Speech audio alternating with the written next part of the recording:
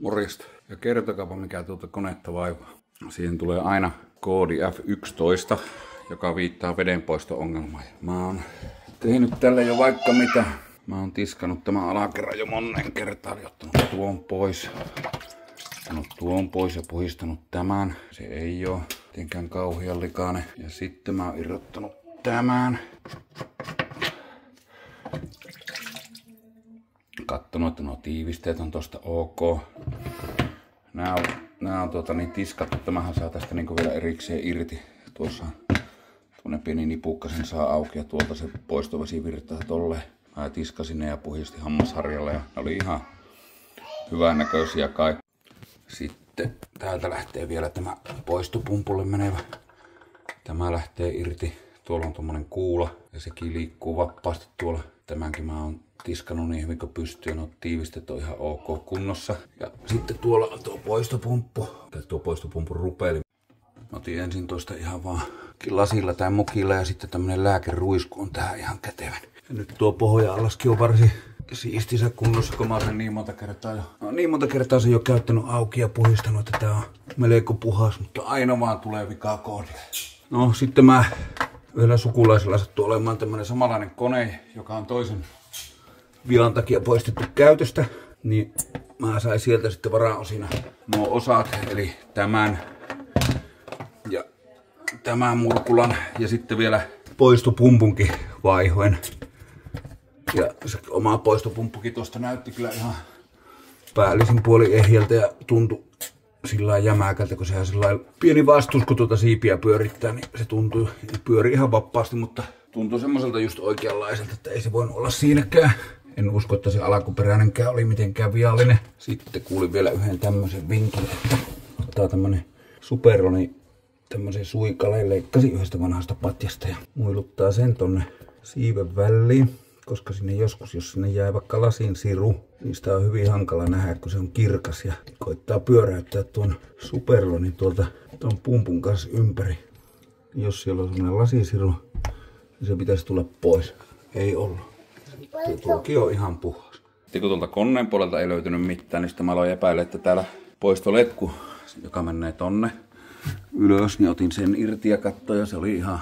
On se nyt tietenkin töskää vähäsen, mutta se oli niinku auki, että ei voinut olla siinä se vika. Ja no sitten nämä viemärin poistoputket oli aika tietenkin likaisittain parikymmentä vuotta vanha talo, niin mä sitten ostin nämä kokonaan uudet nämä poistoputket. Tämä nyt ei ole semmoisen kaikista ehkä edustuksellisimpia kohteita talossa mitä kuvata, mutta kuitenkin nämä on kaikki uusia, eli nämä on ihan putipuhtaita nyt, että ei ole ainakaan siitä kiinni. Tuo on uusi. Eli tuo poistopuoli on aivan puhas ja edelleen tulee aina F11-koodia. Se on outo, kun se välillä tulee. Sitten saattaa 1-2 koneellista mennä sillä lailla, että se ei tule. Että se pesee ihan oikein loppuun asti. Ja jos se tulee, niin se tulee 2-30 minuuttia ennen kuin se ohjelma loppuu. Ja sitten kun laittaa uuden ohjelman päälle, sinne jää niin kuin vedet silloin, kun se tulee se koodi, niin sinne jää vedet tuonne pohjalle.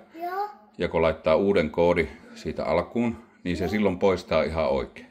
Niin se poistopumppu ei voi olla, kun se silloin saa ne kuitenkin ne vedet poistettua. Jos laittaa jonkun lyhyen ohjelman siihen perään, niin se aika usein menee siitä sitten ihan mukisematta läpi. Eli en keksi enää oikein, että mikä siinä on, niin voi olla vikana.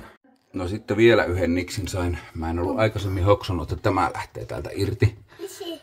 Täällä on tämmönen pieni muoviosa. Ja... Mitä sait ton pois? No se lähti ihan vetämällä pois. Sitten tuolla on tommonen pieni rako.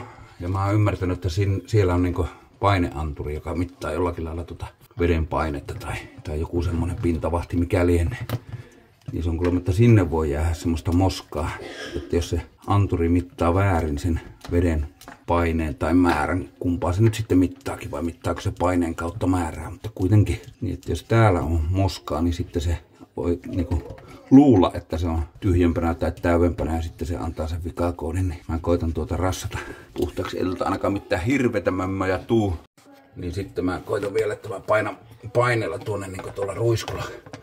Jos olisi menemään tällä ruiskulla paineella vettä tonne, niin jos sieltä lähtisi jotakin moskaa pois.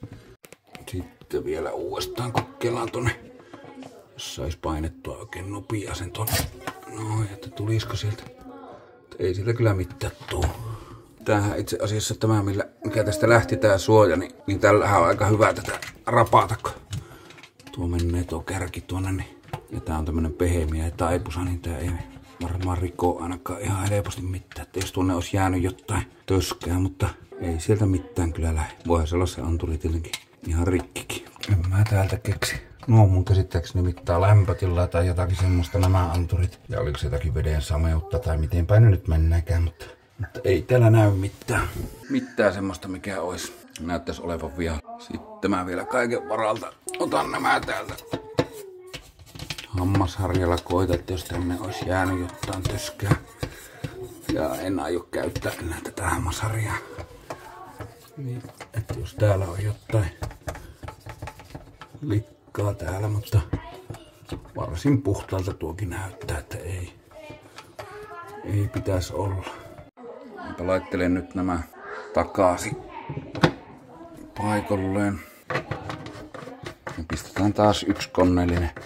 Sen saa sillä useammassa pätkässä pestyä, että niistä tiskeistä tulee kyllä sitten puhtaita, mutta aina siinä keskikohdalla jumittaa ja jättää veet sisälle. Ja sitten kun sen kertaalleen tyhjentää ja aloittaa lyhyen ohjelman, niin sitten se kyllä menee taas lävitse. Ei ole helppo keksiä mikään. Sitten kun ei viittis uutta ostaa, tää on noin 5 vuotta vanha kone, että kyllähän tämmöisen pitäisi vielä useita vuosia, mutta sitkiä vika on. Mä oon vähän selvitellyt asiaa lisää ja sain semmosen vinkin, että se F11 ne voi tarkoittaa myös sitä, että lämpöreleet tai lämpötilarele, mikä sieltä siinä on vika. Mikä on sinänsä vähän outoa, että laitetaan veden poistumisongelma ja lämpötilareleeseen liittyvä ongelma saman vikakoodin taakse, mutta näin mä pitkällisen selvittelyn jälkeen annoin itseni ymmärtää, että se voisi olla myös niin. Koitan nyt kaivaa täältä sen lämpötilareleen esille täältä alta ja katsoa, että missä iskussa se on. Se sinänsä tuki sitä, että se voi olla se lämpötilarele, kun se lyhyt 40 asteen ohjelma menee monesti läpi, mutta pitempi 55 tai 65 asteen ohjelma ei mene läpi. Niin se kyllä tukee sitä, että se voisi liittyä siihen lämpötilaan. Nyt on ruuvit irti. Ja se rele on tuolla. No niin, sielläpä se ois. Tuolta on tommoset pinnit tuolla. Teekö se irti? Lähteekö nuihan sellakin näköjään? Mäpä irrottelen nuo sähköpiot ja tutkitaan sitä sitten näkyykö siinä päälle päin mitään. Tämmöiset koodit siitä löytyy. Suomalaiselta varaosan myyjältä, niin olikohan se 139 € tämmönen. Aika tyyris ja sitten jos ei kuitenkaan ole tässä se vika, niin sitten tietenkin harmittaa. Katoin, että näitäkin saisi erikseen näitä releitä tuolla koodilla, mutta onnistuuko sitä sitten vaihtaa tuohon niin, että se oikeasti toimisi. Jos tää hajottaa, niin sitten ei ole tiskikonetta ollenkaan. Ja nyt sitä kuitenkin pystyy käyttämään, kun se toimii jollakin lailla. Niin Saksasta näytti saavan tämmöisiä niin käytettynä niin jollain 30, niin voisi se ihan huvikseen testata, että saisiko sen semmoisella käytetyllä kuntoon. Nyt on pari viikkoa mennyt ja on taisteltu Miilen kanssa ja aina vaan tulee vikaa. Jos pesee 4-vitosella ohjelmalla, niin sitten se menee loppuun asti. Jos pesee yhtään sitä kuumemmalla 5-vitosella, 6-vitosella tai 7-vitosella, niin sitten se lopettaa kesken. Eli jotenkin se liittyy lämpötilaan, vaikka se on se F11-koodi. Sitten mä tuosta yhdestä varaosaliikkeestäkin kyselin vähän neuvoa, joka on semmoinen kuin Pikeeta Tampereelta, ja ne neuvoi, että se todennäköisesti on se osa, mikähän sen nimi oli, se relé-systeemi, mitä viimeksi tuossa rassasi silloin pari viikkoa sitten. Ja mä oon tilannut sen ja se on nyt tullut sitten semmonen, tuosta mä viimeksi sanoin jotain, mutta tää ei liity poistohommaan mitenkään, koska tuo aukko on nyt, mikä tän ritilän takana, niin se menee sinne kiertopumpulle, mikä kierrättää tuolla vettä, että se ei liity poistopuolelle, että siinä se ei varmaankaan voi olla se vika, mutta mä oon tosiaan tilannut sen relé-systeemin, mitä mä viimeksi yritin rassata ja tää nyt tuolta alkaa vaihtamaan se.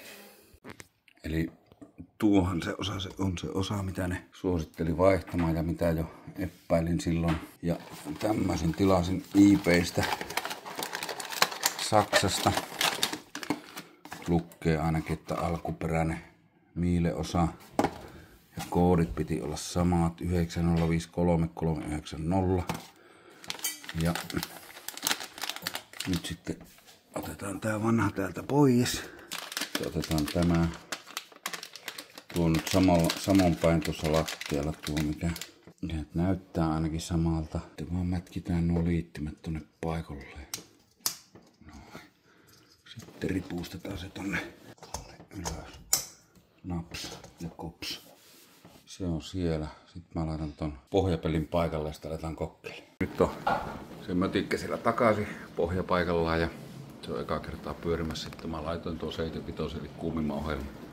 Ei muuta kuin otetaan seuraavaa pettymystä. Jos ei tuo toimi, niin sitten en taas kyllä keksi enää oikein mitä vois kokeilla. Tosiaan IPn kautta tilasin sen ja en muista mikä saksalainen myyjä se oli, mutta 97 € maksoi se osa. Suomessa olisi ollut 136 € plus postikulut ja siellä oli tosiaan se 97 ja siihen postikulut vähän yli 100 se tuli maksamaan. No niin, ja kuten sanottua, niin kohti uusia pettymyksiä. Jälleen F11 ei auta. Ja siinä jää se 2-30 minuuttia aikaa jäljelle ja sitten se tulee joka kerta. Kertokaa joku tietäjä mikä tätä vaivaa. Aina tulee koodi vaikka mitä tekee. Poistopuolen ongelmaan viittaa, mutta ei se vaan korjannut vaikka koko poistopuoli on vaihdettu. Ja nyt se relay-homma vielä kans loppuu keinot. Vikakoodin ilmestymisen jälkeen laitoin heti uudestaan viileämmä eli 45 asteen ohjelma ja se meni läpi. Se on vaan ongelma, kun sillä ne ei lähde astiat monestikaan puhtaaksi. Tuo ainut ohjelma, millä se suostuu pesemään. En keksi enää mikä tätä voi riivata. Onneksi niihin muihin osiin ei ole mennyt rahaa, että ainoastaan se viimeisen, minkä se lämpötilasäätörele, niin sen osti, mutta muut on saanut ilmaiseksi toisesta koneesta. Mutta en tiedä, jos joku tietää mitä kannattaa kokeilla, niin kertokaa. Mä varmaan joudun luovuttamaan tämmösiä. Se on moro.